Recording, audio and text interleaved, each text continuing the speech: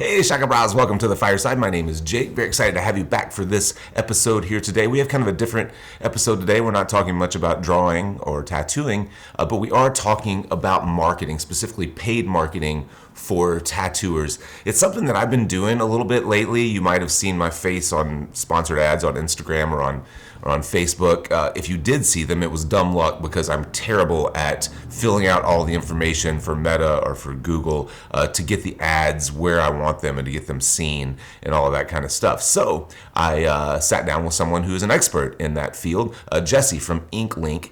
And Jesse has been doing paid marketing specifically for tattooers for a while now. I actually met him through Ryan Roy, who, if you follow Ryan, he's doing a really great job with his social media posting and marketing, and Jesse is helping him. So that's where the introduction kind of came from. And so anyways, we sat down, we just talked specifics about the differences in the platforms of marketing through Google, marketing through Meta, which is Instagram and Facebook, types of ads, the way that they're all structured, and all that kind of stuff. So it's a pretty, kind of information-packed little episode. Jesse would love it if you would reach out to him if you have any questions about it. He offers free consultations to kind of get you on the right track, and I'll make sure to leave all of his information there. But I hope you get something out of this episode. It's a little different than what we normally do, but I think it's important for tattooers today. Marketing is something that we just have to do. You know, we're salespeople by trade, so that's the way it goes. Thank you as always for supporting what we do, and let's get to the episode.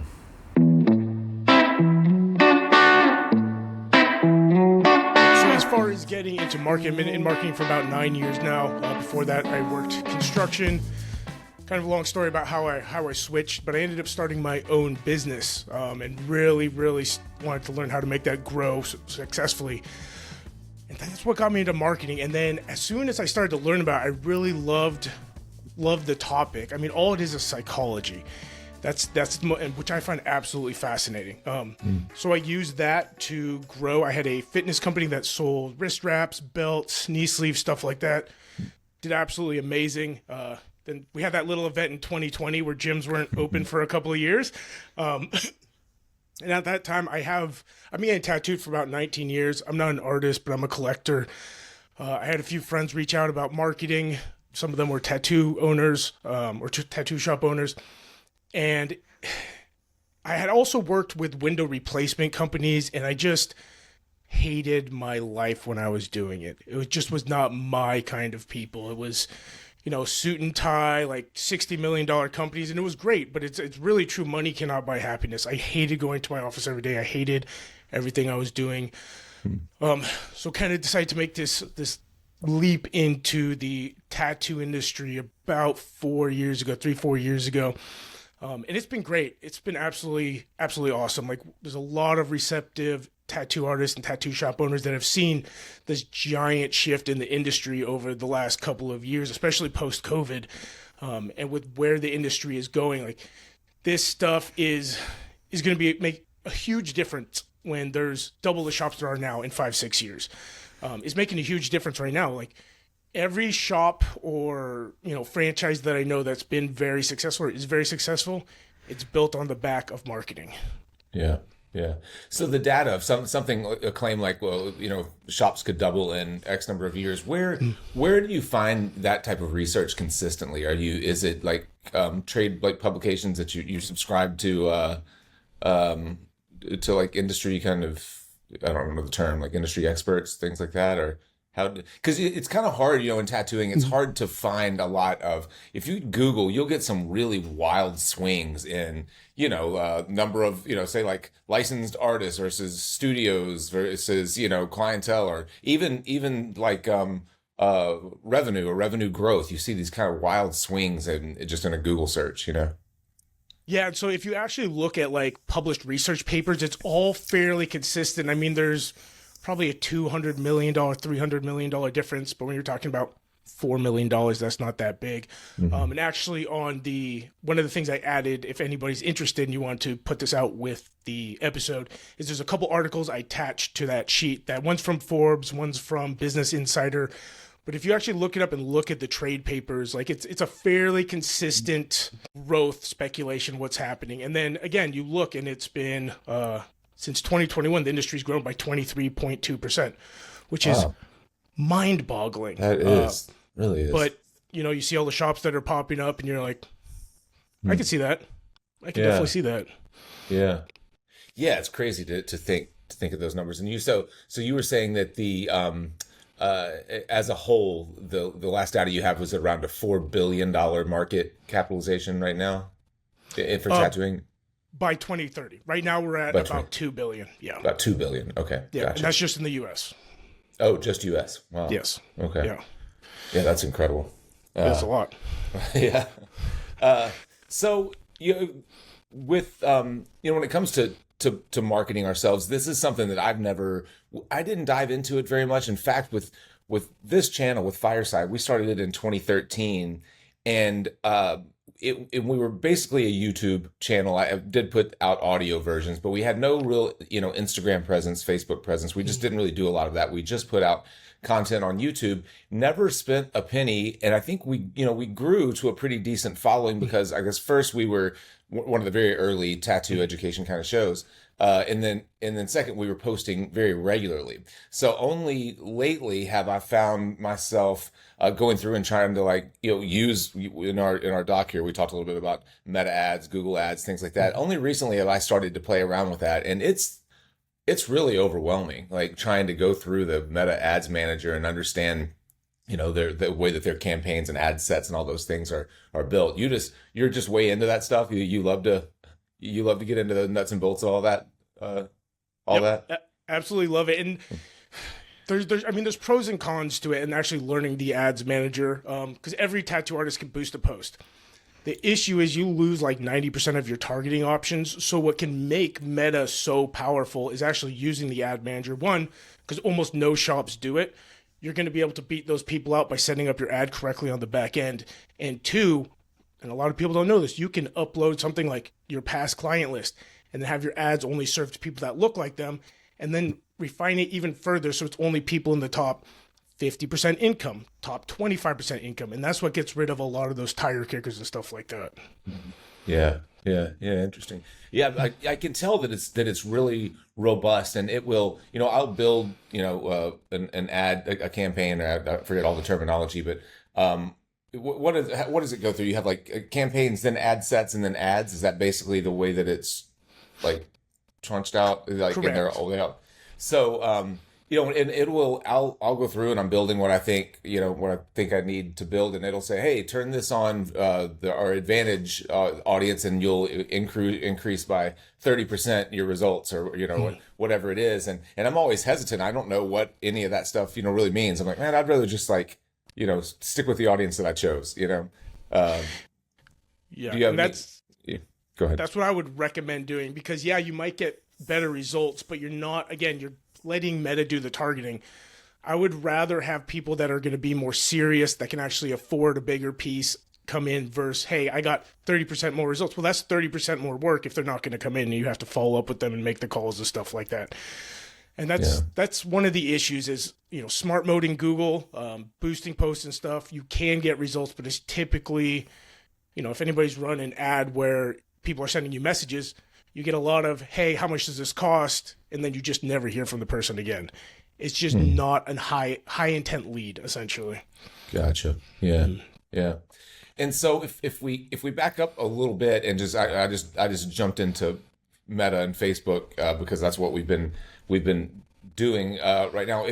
When it comes to marketing in general, and we're talking about like social platforms, Google ads, whether where you're leading people, are you leading people to a website or to a link tree page that has a booking link or whatever on it? Do you have so when you're working with tattoo clients, do you have kind of a formulaic approach where like this is the way we want to be sending people to free educational stuff or cool tattoos that I've done before, or straight to the booking page, or like what I mean? Like how do you what's your process if we were to start working together? Like what would you do first, second, third?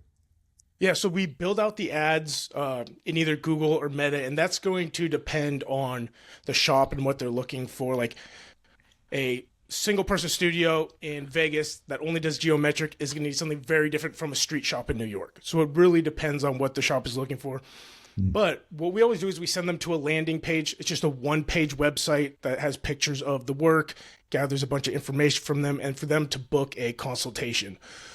One thing I'm not a fan of is doing like free giveaways, discounting your work a bunch, stuff like that, because then, again, that's going to lead to people that want free stuff. People will pretty much use any reason to get tattooed if they like your work, so you don't have to do these crazy things to get them to, want to book a consultation with you. Yeah, right. What about the difference in like creating ads specific? And we're talking about tattooers, so I mean something as simple as just some of your highest quality work, I guess, works as an ad, and then and then send to the landing pages from there. But what about creating custom built kind of ads versus just making your posts, seeing which ones work the best, and then promoting one of those existing posts? Do you do a combination of those things, or do you build a lot of specific ads looking for specific results? We build a lot of specific ads. Couple of reasons for that. One, if you're boosting a post, if you see one that does well and you're boosting it, again, you're losing all those targeting options, and you're losing a lot of not just targeting options, but places you can send them, data you can collect, the analytics, which again, the analytics is the breadcrumbs. Like if you don't follow that, you're just throwing spaghetti at the wall. But doing stuff like that. However, if you do have a post that does really well, turn it into an ad, but just run it through the ad manager instead.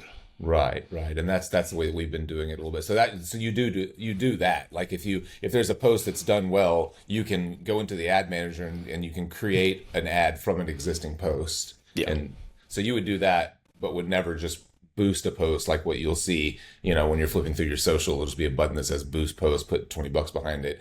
That you would never do, but you might take that post and create an ad through the ads manager from that post. Correct. And one thing I do want to jump into that, and that's, we would never do something that is for getting somebody actually in the shop through a boosted post. Now, if you're just trying to get like brand awareness, get the name of the shop out there, and there's no more expectations past that, boosting a post is fine. You still lose a lot of targeting options.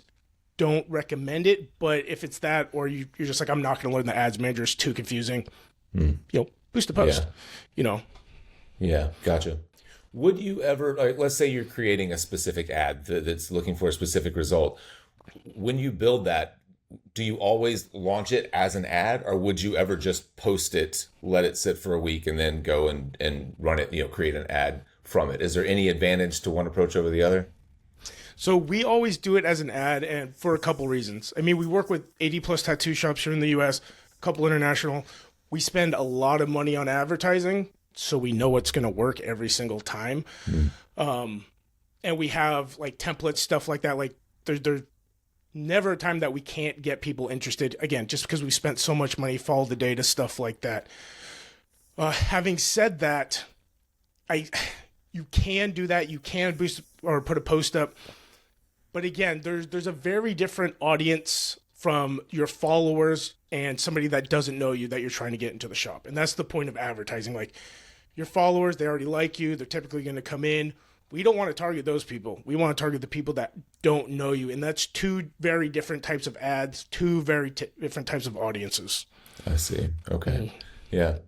What about in our little brainstorm sheet? I made the comment that a lot of tattooers, myself included, I've noticed that engagement is just way down from maybe what it was a year or two ago. Like I would just know, not that I've ever followed it closely, but I know when I post a tattoo, I'm typically going to get 200 to 350 likes or something on it. And then suddenly I realized, like, man, I'm never even hitting 100 likes on an Instagram post. Like, how did I go from 300 to 80? Like, what happened?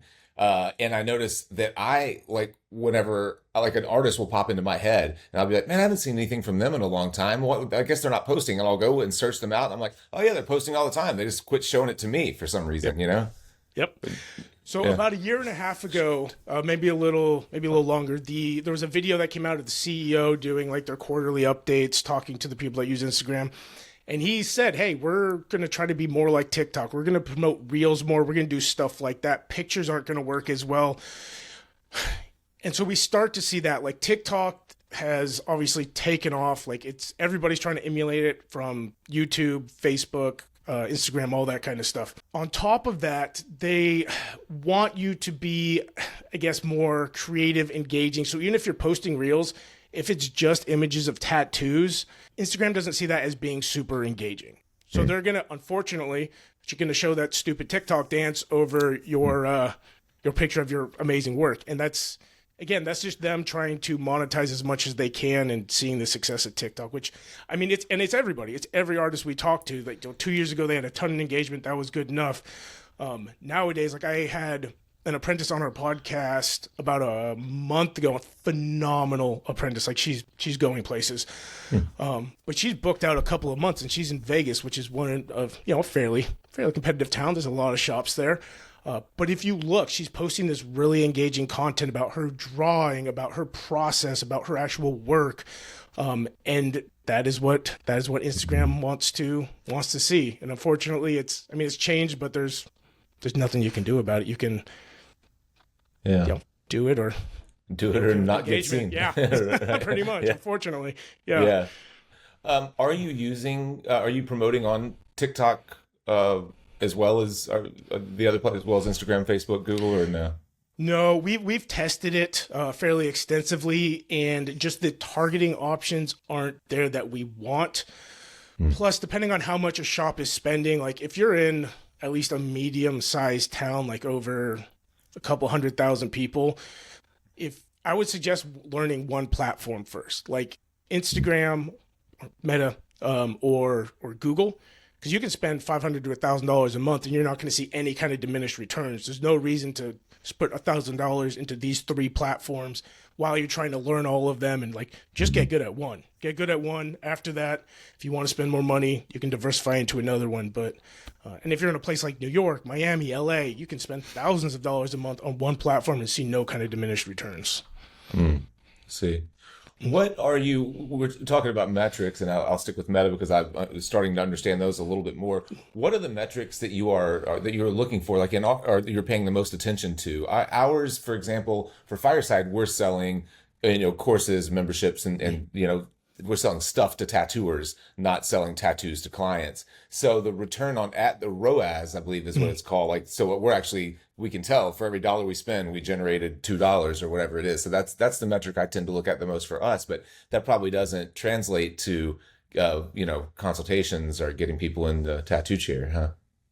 Yeah, so we always do cost per lead. So that's the cost to either have somebody fill out a form or call the shop. Okay.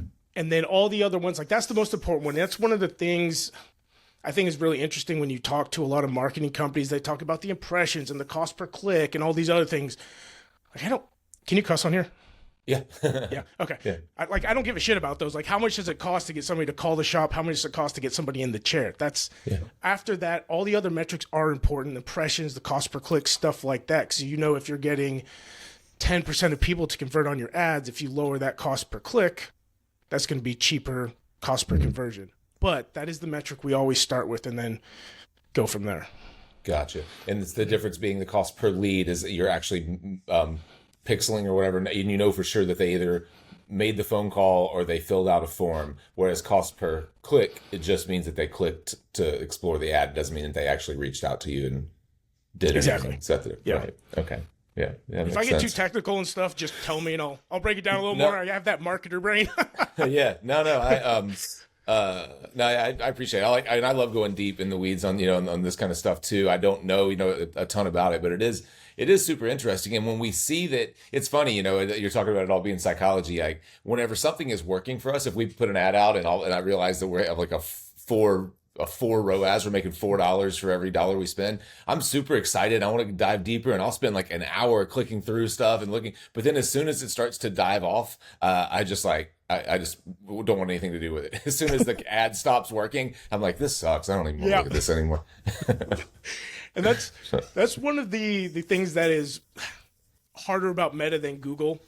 Meta, like, people can only see your ad a certain amount of times before they just ignore it. They just start going by it. There's a metric called frequency in Meta, and usually when that hits over 2 is when you start to see those ads stop working. One of the good things with Google is it's people actually searching for it, so you don't have to worry about ad fatigue. Gotcha. Yeah. And that is the main. I'd love to get into some of the comparing the Facebook and Google ads. That is the big difference. And when you're on Facebook, you're basically throwing a commercial at someone that you hope or that you've planned to be a good fit for your company, but they're not necessarily in buying mode at that point. But if they're searching something on Google, they're actually trying to solve a problem, like an immediate problem, or find out some information and more likely to take action right then, huh? Exactly. Yep. Yeah. Yeah. Do you so let's take those two. You mentioned if you're a single person shop doing a specific type of tattooing like mandalas versus being a street shop, in New York, would you treat those differently as far as like what platforms you're promoting them on, or does everyone get Google ads, Facebook ads, Instagram ads, everyone that you work with? So yeah, if they're a single shop artist and they usually are an expert in one of the styles, and they want bigger pieces, we tend to do more meta ads, because people get to actually see it before they click on the ad if that is actually the type of tattoo they're interested in. We've seen better results. Google, kind of like we were talking about, it's people looking for a tattoo shop, so there's a lot more intent behind it, but they might be looking for just a little banger. You don't know. And it's Google doesn't have as good a targeting options, especially when it comes to income stuff like that. So with Meta, we know they can afford a full sleeve or a back piece or something like that. Google, it's a kind of you get what you get, which is great for street shops. And like we make sure people know, like, hey, the shop minimum is $150. On average, you're going to spend $400 to $600 for a tattoo. Like, we want people to have all the information, so you're not getting calls like, can I get a half sleeve for $200? Or do you guys do piercings? Stuff that's just a waste of a click, a waste of a conversion. Yeah. So, it depends on how the shop is set up. Okay. Yeah, that makes sense. It's funny. I always think about, I've never run Google ads, but I always think about how whenever I search something on Google, I immediately scroll past all the sponsored ads and look for the first one that's not sponsored. Like I never click on the sponsored. So I always wonder about the advertising. I wonder if people are like me, or if they click on if everyone just clicks on the sponsored ad. Are most people the way that I am? Do they like scroll past all that and go to the first real organic post or organic? So you can actually see like the click-through rate in the analytics, and that's how many people have seen the ad and either gone past it or clicked on it. And a good click-through rate is 10 to 15%. That's a really good click-through rate. Average is probably 4 to 5. But we typically get 10 to 15. So that means 15% of people that are looking up that shop are clicking on that sponsored ad. And at this point, I actually will do it before I click on an organic one normally, because those people are putting money into marketing, which usually means they have their shit together. Okay. Yeah. Yeah, that makes sense. Usually. Yeah. Yeah. It makes sense, and I don't know why. I guess I've just always thought of it as like, from the early days of Google, when I first started seeing the sponsored ads, I just immediately thought like, oh, well, that's going to show up here no matter what. I'm not looking for that. I'm looking for what I searched, and that'll be a few spots down, But now, one big difference, obviously, is when you're on Google's homepage, you're not really seeing any imagery, and we're promoting images, right? We're promoting tattoos. So I guess you have to be really thoughtful about, you have very little room to get your point across in a Google ad, especially with no visuals. So the way that you build those ads for those two platforms, I assume, are pretty different, since one, I'm sure all your Facebook or Meta ads are built around images and videos, whereas Google ads are built around text, right? Correct. Yeah. Correct. But again, if somebody's looking up tattoo shop near me, then we at least know they're looking for tattoo shops. If somebody's looking up a competitor, we'll make sure we what's called negative keyword it, so our ads won't show up. If somebody's looking up the tattoo shop we're actually working with, we'll make sure the ads don't show up because they're already looking for the tattoo shop. Okay. But yes, the words, or in marketing it's called the copy, is definitely a very important thing. And like, again, One mistake we see a lot is when people are writing copy about their ads is they're talking about their shop, them, what they do. Talk about the person. What is the person? Everyone cares about themselves, which is why people do that. But talk about your ideal person. What are they going to get out of it? Are they going to get the best tattoo experience? Stuff like that. Like, talk about them, and I guarantee you that will make a huge, huge difference on how well your ads work, especially if you only have text. Right. Yeah, makes sense. What about, you had mentioned in our brainstorm sheet about the getting more Google reviews, and maybe we could go into the importance of Google reviews while we're on Google. Like, how do you build that into your marketing? So I'm gonna talk about real quick building a past client list, because that segments into the Google reviews. Okay. First of all, if you have a waiver that is on paper, fucking stop. Put that online. There's magic you can use with your past client list. There's so many different things you can do.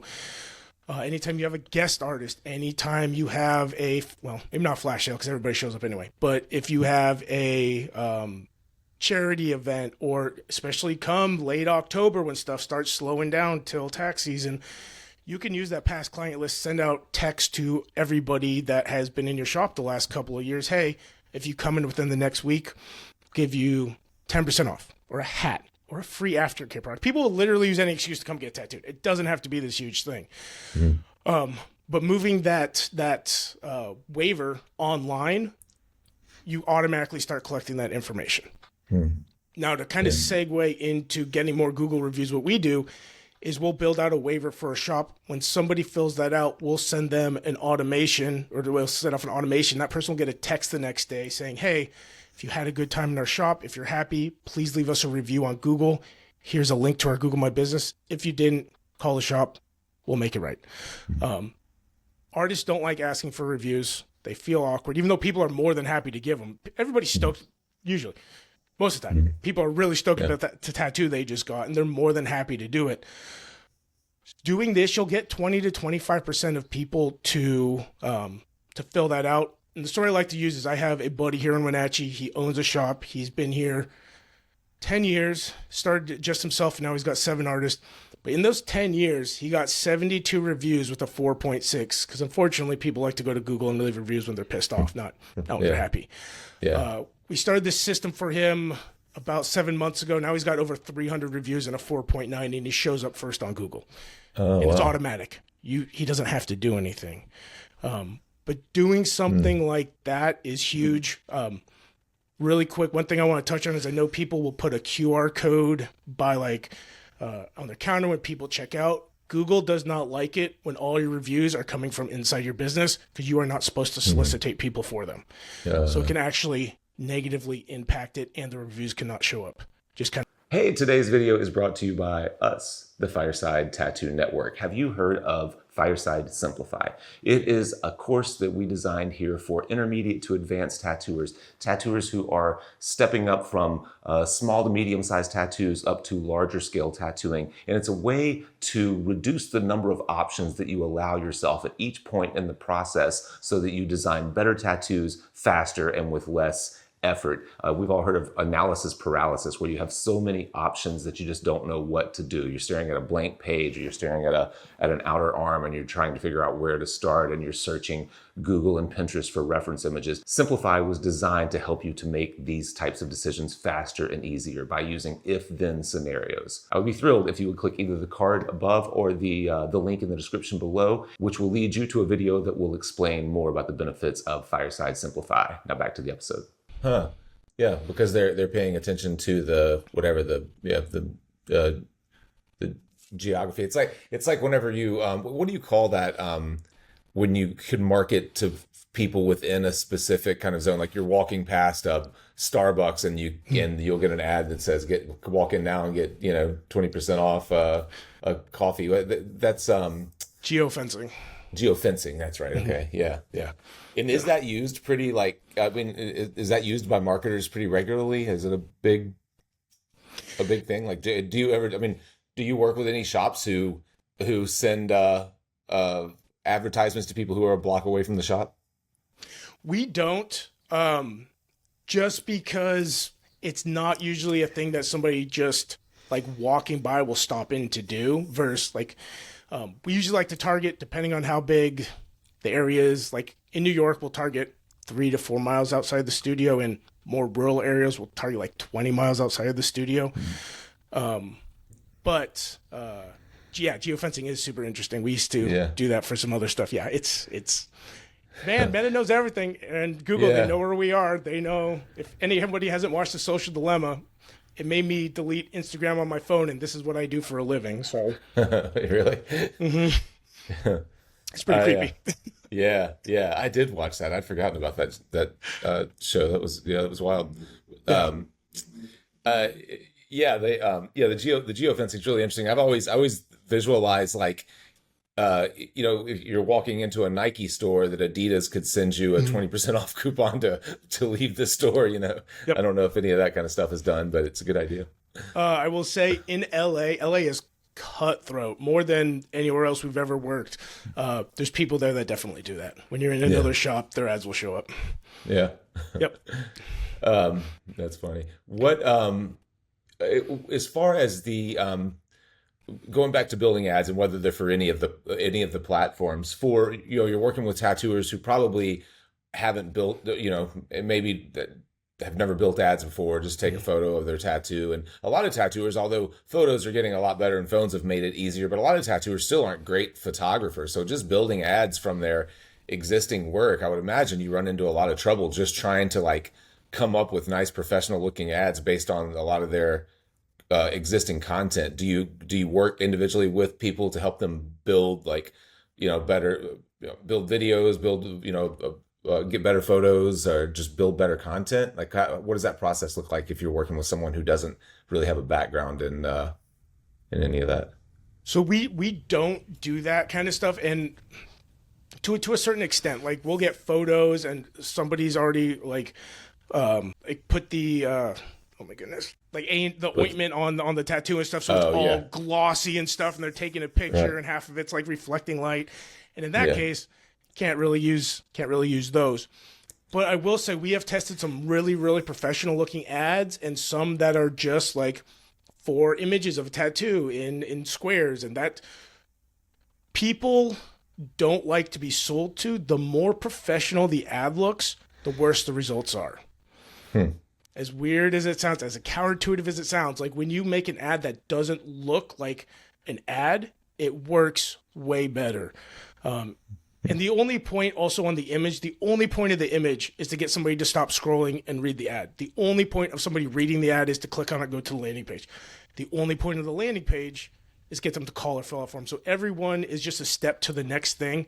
So the only thing you should worry about with your image is can it catch somebody's attention within, the split second that they're scrolling by it, because that's all you need. And then you get them to read the ad. Like, some of the best marketing is the most simple stuff. I don't know if you watch football or anything, but a couple years ago during the Super Bowl, there was a commercial that was just a QR code that bounced around the screen for 30 seconds. Yeah. It was for, I think, Coinbase or something. Yeah. And they got 12 million people to scan that in that 30 seconds. Oh, wow. Super simple. Just piqued curiosity. That is the only point of the image. It doesn't need to be crazy or elaborate. Just show off your work. And if anything, put something on there. Hey, New York City tattoo lover, stuff like that. Call out your audience, your ideal audience. Show them the work. Shouldn't be super fancy. Yeah. Yeah, that's wild. I remember that ad. It's wild to think that it got that many in. Yeah, because you're kind of surprised. Like, you expect Super Bowl ads, because they're so expensive, to be like really funny or really polished or really attention grabbing. You're like, wow, you spent all that money to bounce a QR code around. But to your point, if 12 million people scan it, then obviously it worked. Super successful. Yeah. Yeah. Wow. Yeah. Crazy. And I guess like you have to find a way to like to get creative, like enjoy the process, right? I mean, if you're going to be good at it, if you're going to create ads, I guess that look like that don't look like ads, that kind of fit your shop or your personality or whatever, I mean, you kind of have to have fun with it. You can't really treat it like work. Yeah. I would think. And if I sit down and go like, oh man, we have this, like we have a thing coming up called Fireside Yacht Club in the fall, and it's basically it's a small trip, go into a boat, and we're gonna paint and draw and podcast, and but it's for tattooers, and thinking about like putting together a polished ad that gives people the information that they need, that has nice, graphics and visuals and music. I procrastinate on it because it sounds like so much work. And then I find myself at the boat, which actually where we're doing Fireside Yacht Club is at my boat, and I'm there on the weekends a lot.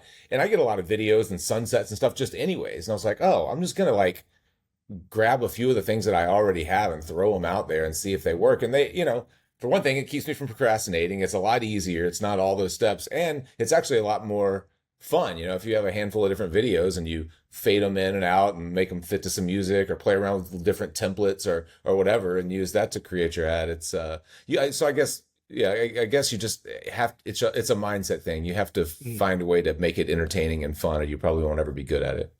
100%. And again, it doesn't need to be a crazy complex thing that takes you 14 hours to do. It can be, we use Canva, which is a free software. And it takes 10 minutes to build an ad. Like it doesn't need to be the super complex thing.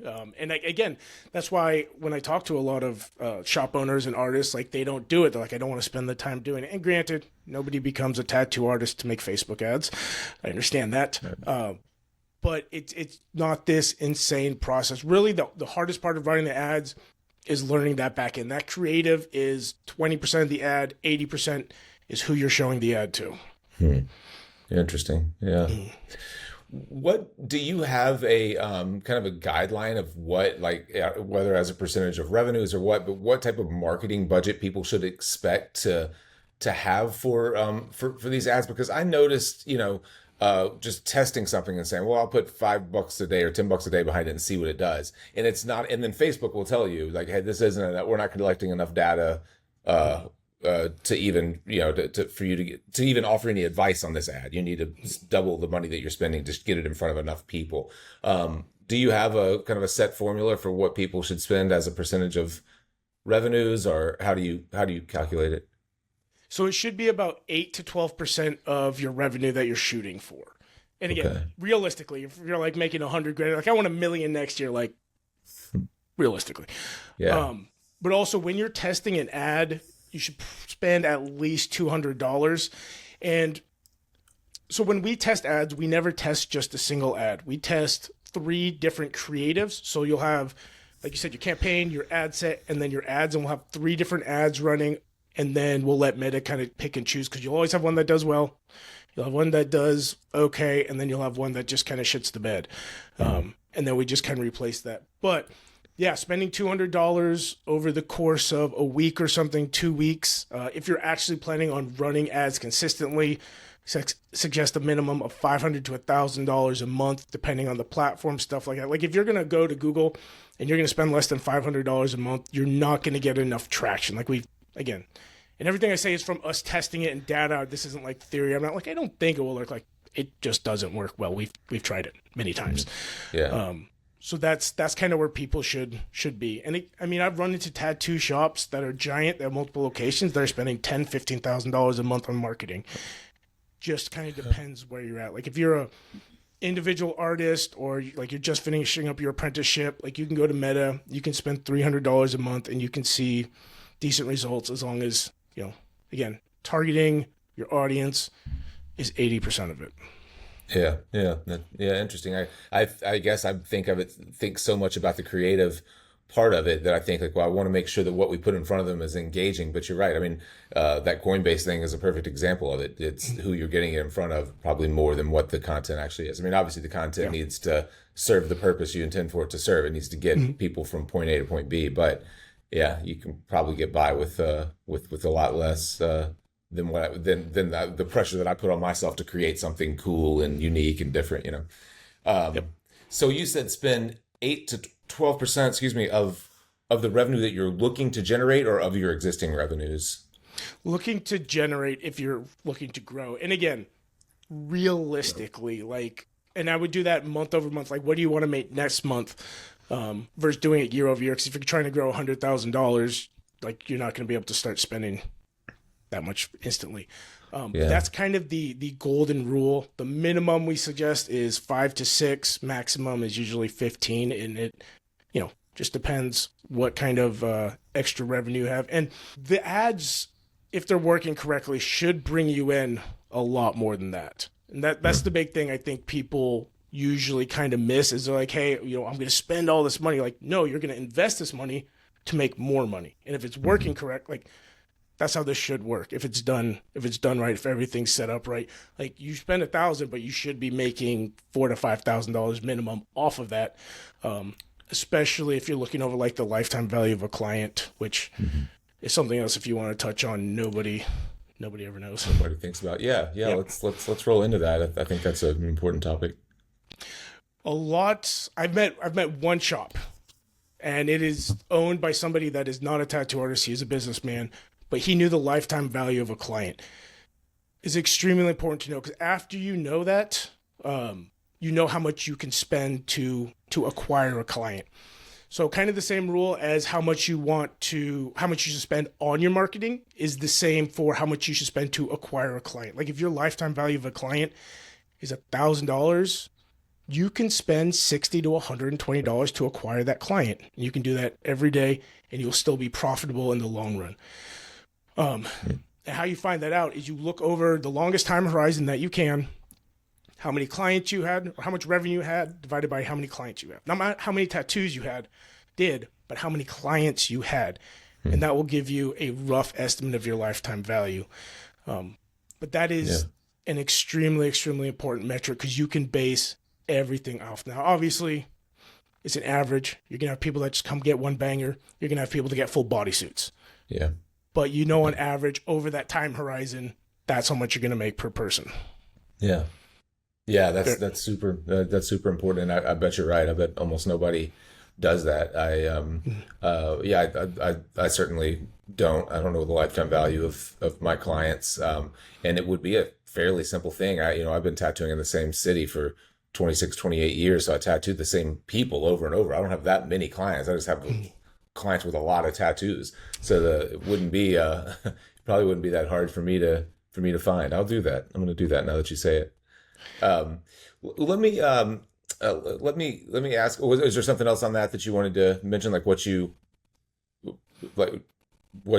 do with that information outside of just using that as a base for how much to put into ads? Or is there a way that you guys are marketing specifically to existing clients, as opposed to marketing to new clients? Yeah, so we do a lot with the past client list to bring people back in, because again, you figure out the lifetime value of a client. And the easiest way to make more revenue, more profit, is to get the people that have already been tattooed by you, already had a good experience, back in. It usually costs nothing more than a couple text messages, stuff like that, versus spending $100 on a client. But if you can get 10% of your clients to come back in one more time than they would have, and you do that over 20, 25 years, that's a really, really big difference in the revenue you've made over that amount of time. So knowing the lifetime value of a client, and then what can you do to raise that even by 10% is giant. Yeah. And I think most tattooers would agree that if you can continue to work on existing clients, it's so much easier, because you've got the past relationship. Whether they show up or whether they don't. You know how they sit. You know that they can afford to pay the bill. And all those types of things. And I find myself, I have just a waiting list, because I only take on a handful of projects at a time. So I have a waiting list, and sometimes people are on that waiting list for quite a while, and it's because if I'm working on someone, if we're finishing this sleeve and they're talking about their other sleeve, I'm just going to book their next sleeve and keep rolling with them. I'm not taking a chance on someone on a waiting list that I don't know. I already know you. I know that you show up. I know that you sit well. We get along. So if I can keep rolling with the same person, I'll leave. I'll always choose that over taking on a new client. There are too many variables there. Yeah, I think artists would be amazed that after you've tattooed somebody, if you just say, "Hey, do you have any other ideas, or you want to book something for a couple months from now?" How many people would actually say yes? But nobody does. Just like, "Bye, okay, see you when I see you," and you're like, yeah. Like, as tattoo artists, I know it's the industry for rebels, for people that are like anti-corporation, but you're a salesperson. You're your own salesperson, and not enough artists understand that. Like, so many artists would benefit from just learning a little bit about sales and just the process, just how to talk to people. For example, at the end, like, hey, do you have any other ideas that you'd like to get on the books? Just small little things like that make a huge difference. Because again, I can usually tell within like 10 minutes of talking to an artist, like how long they're going to stay booked out, how many people are going to come back. Because if they're nice, friendly, engaging people, like, people will sit down with them. Like, I've been going to the same artist for 10 years. He's done probably 70% of my stuff just because we sit down and we have a good conversation while he tattoos me. Makes a big difference.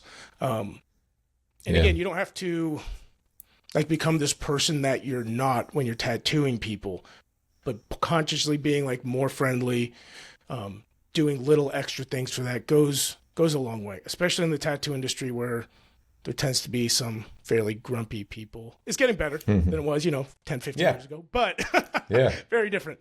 But that's also what we're seeing is these younger people that are coming up are not traditional tattoo artists. They're not the anti, burn it all down kind of people. They're the people that went to art school and have bubbly personalities and are friendly, and they're staying booked out. And it's just a different experience for people. It's a different mindset. So really learning, like taking one course on just like sales 101 would be huge. Yeah. And I think when that's a good point. And when you start to personalize it, and you kind of use it through your own selling through your own filter, it becomes organic. I think over time, you're talking about spending so much time, 70% of your body being tattooed by one person. I've noticed. I tattoo, like I said, the same clients over and over, and I've noticed whenever people come in that already have, are already tattooed, rarely are the best tattoos on their body their favorite tattoos. They relate the experience. Everyone relates the experience of getting to the tattoo as much as they relate to the tattoo that they walk out with. So the tattoo could be a 7 out of 10. But with someone that they watched a Netflix series together while they were working on the piece, and ordered lunch and had a great time and whatever, and and someone was getting tattooed in the next chair over, and they struck up a conversation. They had a great time, a great experience in there, and that will be their favorite tattoo, even if they have a much better tattoo from someone who wore headphones the whole time and didn't say a word. Yep. Yeah. It's all about the experience. For tattoo artists, it's just another day. For the client, it is it's kind of a almost sacred experience. They're letting you put something on their body for the rest of their life. And I know it's easy to get complacent when you go to work every day and do the same thing, but just remember, like, this is a huge deal for this person. Yeah. No. I wanted something I was going to ask earlier, and I forgot while we were talking about it, but you were mentioning, you mentioned split testing here, and you were talking about different ads within a specific campaign, or within testing 3 ads within a single ad set. I notice when I'm building those ads, it'll have, like, I'll have my main image or video or whatever it is, and then it will give me the option to for 5 different headlines. And now there's an AI that will help me, to help me with the headlines, although it's not very good at it.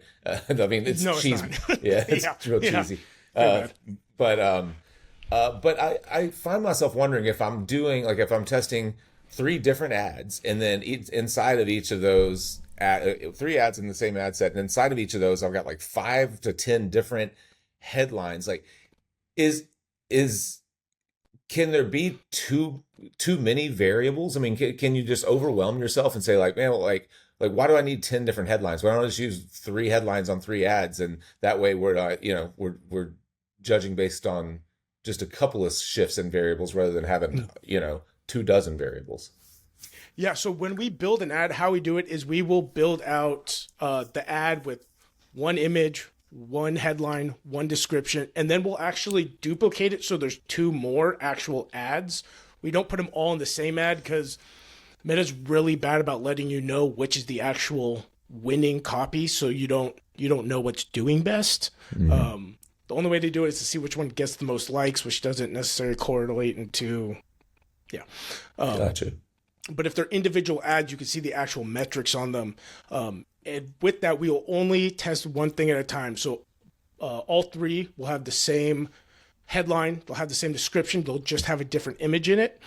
Because kind of like you said, if you're testing multiple things, you don't know what worked, what didn't work. You're just kind of guessing. So testing one thing at a time, because you'll see fairly quickly what images work, what images don't work. And once you do that, you can pick your winning image. The next thing you test is the headline or the description. But again, you just test one at a time.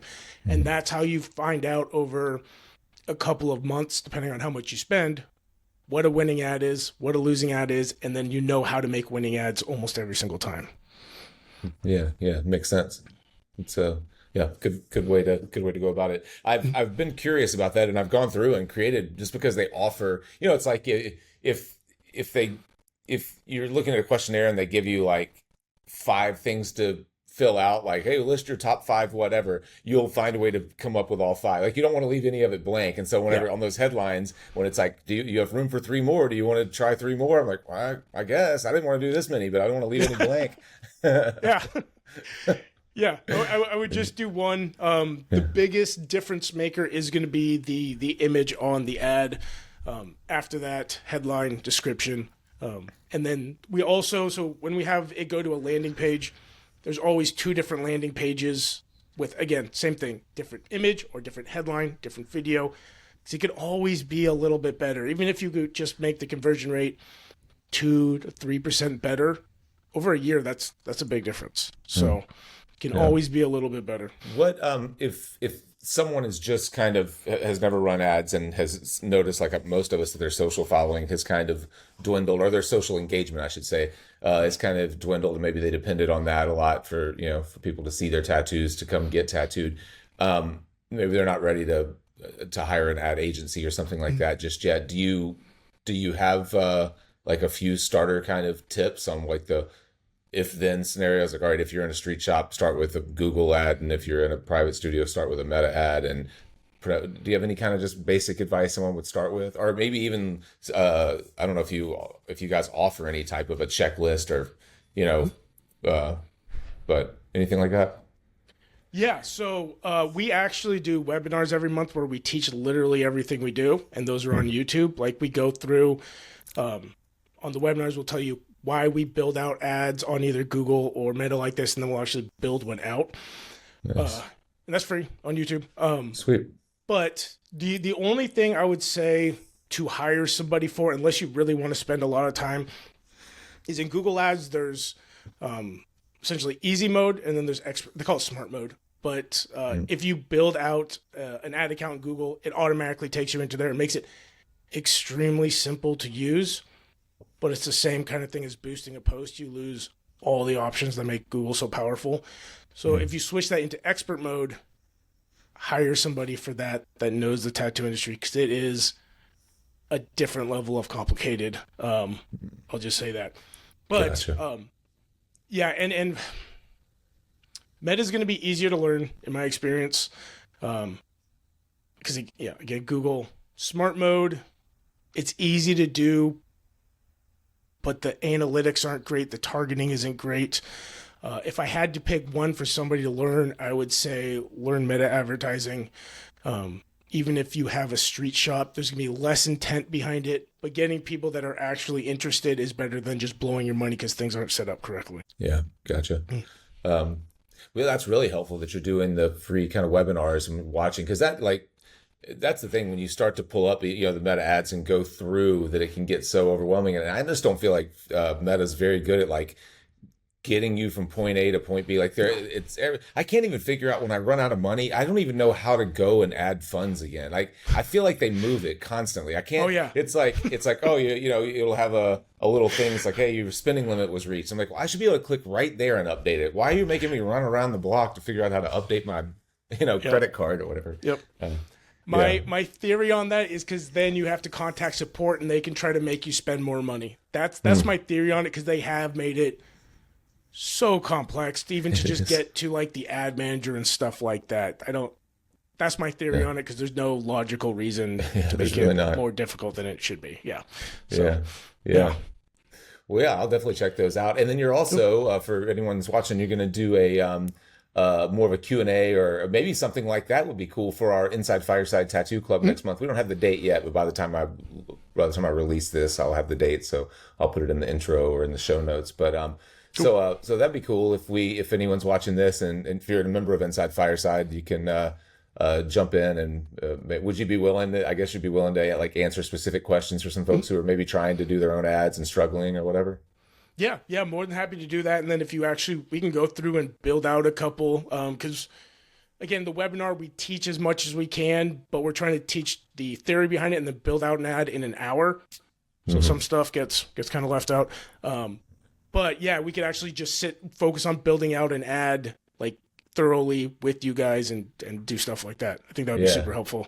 Yeah, that'd be fun. That would help me a lot. And I know the other folks in the club as well, I'm sure. So that's that'd be exciting. Well, is there have we hit most of it? Is there anything that I haven't brought up that you feel like is important to go over? I will include these articles about the industry, market size, and the growth and all that. I'll include that in the show notes and in our deep dive page on the website that we build. That's something that we've started doing.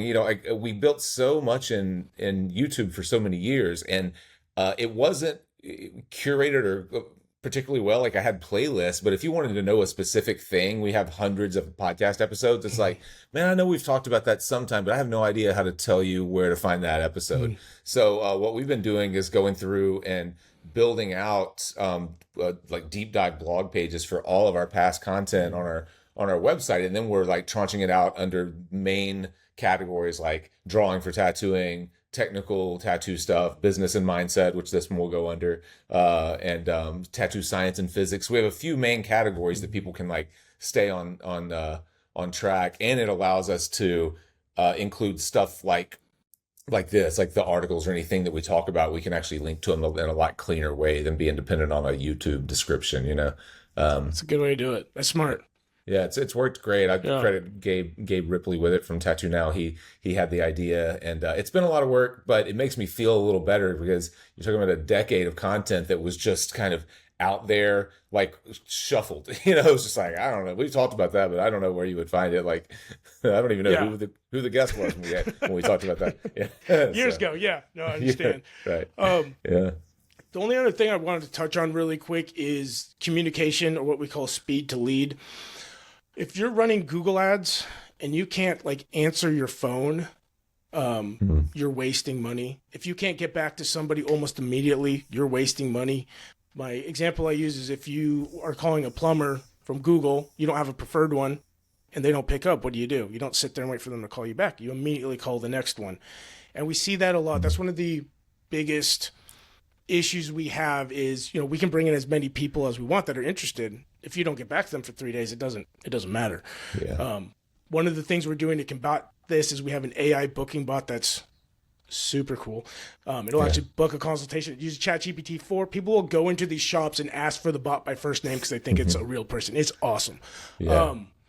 But just knowing communication, like we just did a webinar on this. Like if you have a front desk person that's grumpy or in a bad mood or doesn't answer the phone or isn't friendly, that is the first point of contact with this person that doesn't know your shop. It's not like a referral where people are willing to wait longer and put up with more stuff of you being a bad communicator or being in a bad mood. These are people that don't know your shop. Like if you called a mechanic and they're a dick to you, you're not taking your shop to that mechanic.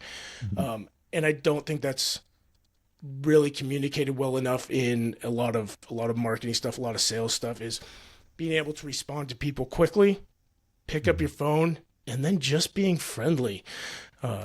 Goes a long way. It sounds like common sense, but you'd be amazed. Like when we do marketing for shops, like we use a tracking phone number so we can see if people pick up or who's blah, blah, blah. And it's amazing how many shops do not pick up their phone when they are open. It's mind boggling. Like you're spending money to get these calls. Yeah. Pick your phone up. It's a great point. It is crazy to think that you're spending money to drive people to a guaranteed poor experience. Like exactly, it's like Right? Like send them to something that you're good at, not to the thing that you're the worst at. If you don't answer the phone, don't send them there. Exactly. Yeah, we have an artist that we've been working with for about a year, and he only does large scale black and gray stuff. One of the friendliest guys I've ever met. But even if he is not interested, like if somebody comes to him with a color tattoo or something like that, and he doesn't want to do it, he's still super friendly to them. He's still nice. He still refers them to other people. Guess how many of those people come back in 6 months to a year when they want a black and gray realism piece? Like, just it's like the golden rule. Treat people how you would want to be treated. It's, even if you have zero interest in doing this piece, like, just get back to them and refer them to somebody else. It makes a big difference. Like, the easiest way to piss people off is to ignore them. Nobody likes being ignored.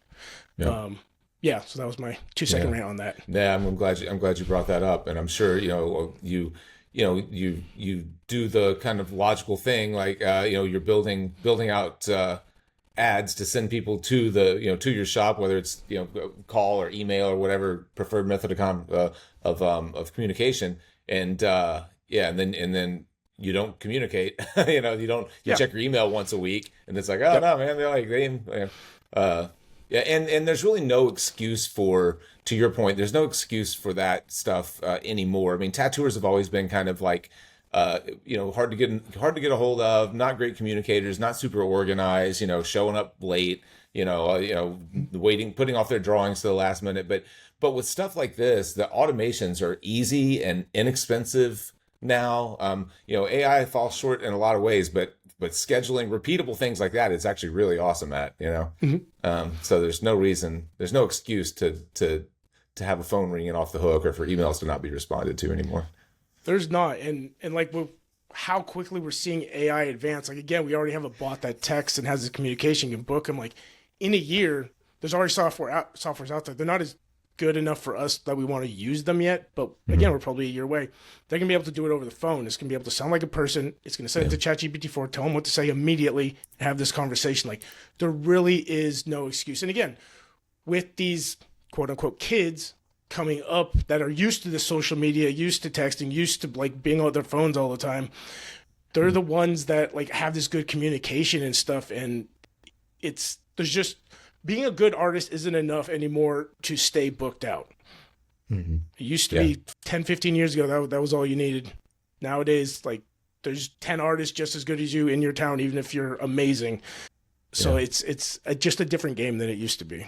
Yeah, definitely. Well, where do people go to keep up with you? I'll put all the links in the description and everything. But as far as your YouTube channel, and I assume that you guys are still taking on clients to work with if people are interested in reaching out. What's the best way to reach out, and how do people find you? So our website is ink-link.com. We have a podcast, Tattoo Marketing Secrets, on Spotify, Apple, all those places. InkLink on YouTube, and then InkLink Marketing on Instagram. And again, we do monthly webinars. We teach all of our stuff. If somebody wants to learn it, we will teach you. The industry, a lot of shops are still like in that late 90s, early 2000s kind of marketing spot, still using paper and stuff like that. So, I mean, if we can help, we will. Hey, thanks again for watching. Thank you to Jesse for taking the time. I will link to all of Jesse's information at in the description here in the show notes. If you have any questions or would like to reach out to him, you'll be able to do that there. Thank you for supporting us. As far as what we have going on, I'm always trying to pitch the Inside Fireside Tattoo Club. I'd love for you to check it out. If you have any questions about it, you can click on the link below and watch basically a sales video on it that talks about what it is that we do in the club. We have a great group of artists there, and I'd love for you to become one of them. Also, if you're a beginning tattooer or an advanced tattooer, we do have courses that kind of help us to keep the wheels spinning on this free podcast. We have our Fireside Foundations course, which is our beginning tattooer course. If you are an apprentice or an apprentice hopeful trying to build a portfolio, Foundations is for you. If you're a more advanced tattooer that's kind of stuck in a rut, can't figure out what the next step is, maybe somewhere between 5 and 20 years tattooing experience, you should check out Fireside Simplify. It follows my exact process through tattooing from consultation through stencil on skin. So that's it. Thank you guys, and we'll catch you in the next one.